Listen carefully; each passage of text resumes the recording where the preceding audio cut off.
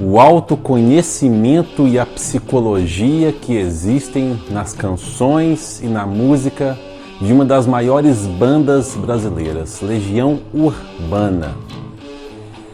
Nessa série de vídeos que eu estou fazendo como colaborador da minha amiga e psicóloga Cláudia Londi, nós vamos aprofundar, conhecer o que tem por trás das composições dessa mitológica banda que veio de Brasília e que marcou não só uma geração, não só uma época, mas a história do rock and roll e da música brasileira. Assiste o vídeo e entende por que essa banda mudou e continua mudando as mentes e os corações de muita gente.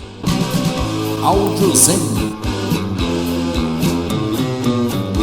Meus ouvintes, minhas ouvintes, é com muita alegria que eu começo essa nova série aqui, esse quadro especial do Áudio Zen, como colaborador nesse projeto da análise de 29 canções da banda Legião Urbana. Uma banda que eu acompanho pessoalmente desde a minha juventude, da minha adolescência nos anos 80, e que agora então eu e a minha parceira de trabalho, a Cláudia Londi, que é psicóloga e também praticante de meditação, um trabalho de análise minuciosa. A Cláudia com a parte da psicologia por trás das canções e eu vou abordar o autoconhecimento e também dar alguns pitacos aqui musicais, como músico e como ouvinte dessa banda que marcou a época. Todo mundo sabe da importância que a Legião Urbana teve nos anos 80, principalmente na divulgação do rock nacional de qualidade. Não só a Legião Urbana, mas outras bandas como Paralamas do Sucesso, Titãs, enfim, bandas nacionais dos anos 80 que despontaram nacionalmente e também lá para o exterior. Sim, a Legião Urbana, por exemplo, foi a segunda banda do Brasil que mais vendeu discos no exterior. E por isso mesmo, essa banda, Legião Urbana, arrebanhou uma quantidade gigante de fãs, de pessoas que começaram a se identificar com a mensagem que vinha escrita nas letras compostas pelo Renato Russo. É uma tarefa que não é fácil analisar essas letras, porque o Renato Russo, que era o principal compositor da Legião Urbana, era um espírito, uma mente inquieta. A gente sabe disso, muito temperamental, muito inquieto, que teve muitos altos e baixos ao longo da sua vida pessoal e profissional. Mas ainda assim, há uma riqueza ali nas composições, nas linhas e entrelinhas, uma riqueza incomensurável. Dá pra gente discutir e conversar sobre essas letras por horas, por dias, por meses a fio. Acho que é por isso que o pessoal se encantou com aquela composição, né? Uma composição que falava das dores da alma, com uma espécie de tristeza melancólica, mas ao mesmo tempo com um protesto social. Foi realmente uma mistura que deu muito certo. Então, meus amigos, minhas amigas, o objetivo desse quadro, dessa série de vídeos, é fazer uma análise de 29 músicas da Legião Urbana. Isso aí, cara. Nós vamos analisar a psicologia e o autoconhecimento das canções, das composições que se manifestam nessas 29 músicas. Mas antes de entrar na música de hoje, na música que vai ser analisada hoje, eu quero contar um pouco da história da Legião Urbana para que quem não conhece a banda conheça um pouquinho mais. A banda foi formada em 1982, originalmente pelo Renato Russo e pelo baterista Marcelo Bonfá. Lembrando que a Legião Urbana, ela foi fruto digamos assim, do término de uma outra banda que se chamava Aborto Elétrico e que terminou em 81.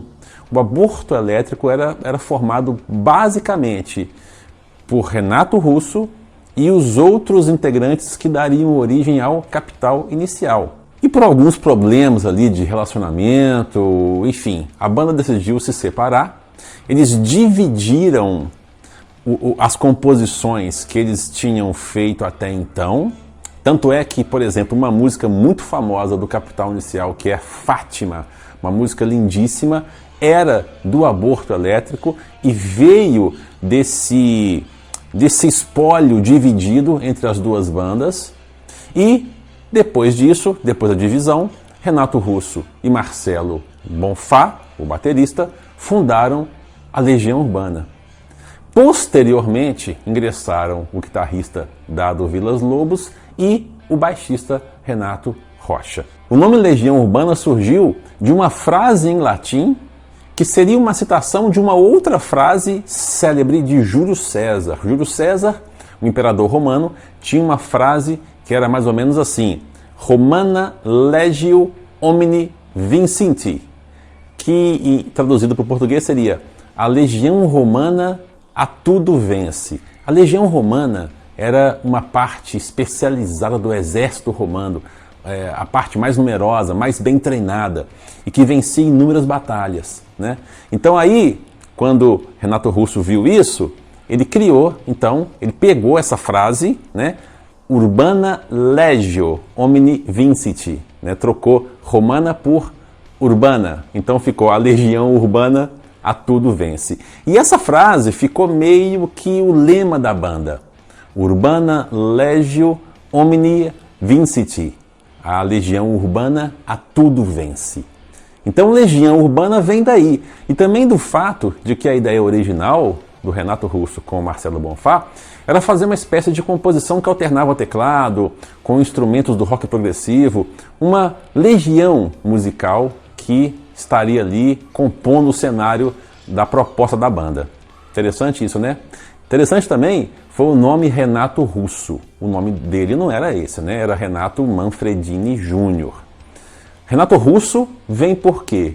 Uma das duas influências da escrita, da filosofia dele era Jean-Jacques Rousseau e Bertrand Russell. Bertrand Russell, um grande filósofo e matemático, e Jean-Jacques Rousseau, um francês. Então ele tirou Renato Russo dessa influência de Jean-Jacques Rousseau e Bertrand Russell. Tudo bem que tanto o Rousseau quanto o Russell, não sei se tinha muito a ver com o Rousseau, mas Renato Russo usou essa sonoridade para criar então o seu nome artístico. Então em 82 eles criam a Legião Urbana e em 85 eles lançam o primeiro álbum. Eu tenho todos em vinil. O primeiro álbum da banda, o Legião Urbana 1, que é esse álbum, né? Aliás, os 3 primeiros álbuns eles são caracterizados por uma fase que eles se chamam de punk rock, né? A gente sabe que de punk rock não tem muito, a não ser a ideia do protesto, a ideia da posição de contraponto, enfim. Mas enfim, esse aqui é o primeiro álbum da banda, o Legião Urbana 1. Esse é o famoso 2, o álbum que realmente estourou a banda nacionalmente, com grandes sucessos. Esse é o Legião Urbana 3, ou O Que País é Esse? Ainda com Renato Rocha nos baixos. Esse foi o último álbum que ele participa das gravações, né? Aí nós temos o Legião Urbana 4, ou As 4 Estações, um álbum lindíssimo, inclusive. Já não tem o Renato Rocha, tá? Percebam isso. Entretanto, eles deram para ele ainda os créditos desse álbum, ele ainda ganhou os créditos do álbum. O Legião Urbana 5 e o Legião Urbana 6. O Legião Urbana 5 é apenas o álbum da capa branca, 5, sem nome. E o Legião Urbana 6 é o Descobrimento do Brasil. A música que nós vamos analisar hoje vem desse álbum aqui, ó. É a última faixa do lado B do disco, chamada Só por Hoje. Interessante notar que essa fase aqui eu considero, né, naturalmente, uma fase muito madura da banda. Tanto em termos musicais, de arranjos, por exemplo, eles usam aqui, cara, gaita de foles, por exemplo. Eles usam cítara, aquele instrumento indiano. Inclusive, nessa música, Só por Hoje, você pode ouvir e perceber um som de cítara no fundo, tocando. Então eu acho que é um álbum muito equilibrado. Na minha opinião, é o álbum mais equilibrado, menos ou raivoso ou melancólico da Legião Urbana.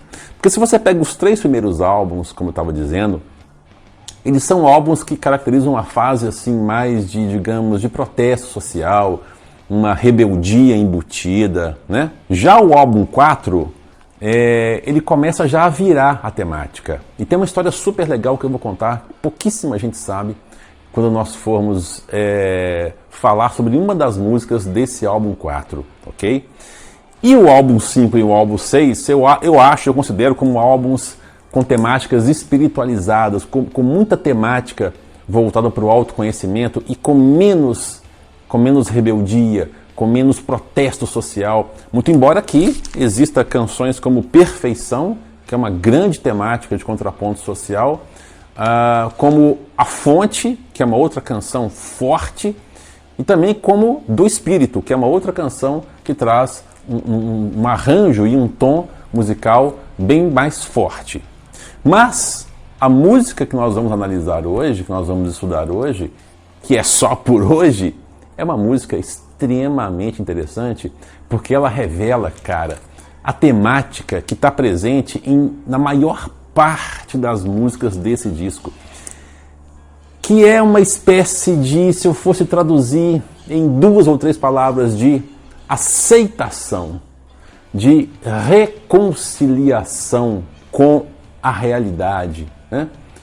Com entrega, ou seja, uma atenuação do conflito. Parece que Renato Russo, quando estava escrevendo essas letras, né, já, inclusive, em tratamento químico, essa fase ele estava internado numa clínica para tratar dos seus vícios químicos, parece que ele consegue encontrar ali um certo equilíbrio, cara, uma certa dignidade para compor, olhando para a realidade frente a frente, cara a cara, e aí nós temos esse disco que eu acho bem equilibrado. Bom, vamos ouvir então, eu vou colocar aqui essa faixa, a última faixa do lado B, né?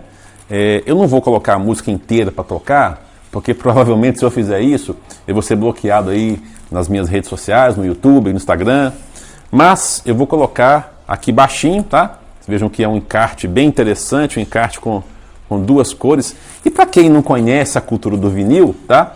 A expressão lado A e lado B, a gente tem assim, ó, o lado A é o lado principal que abre o disco com as canções, digamos assim, mais apostadas, né? E o lado B, geralmente vinham as canções que seriam menos tocadas na rádio, naquela época, enfim, né? Então a expressão lado B vem daqui, a expressão de que te fala de que são canções pouco conhecidas, lado B, né?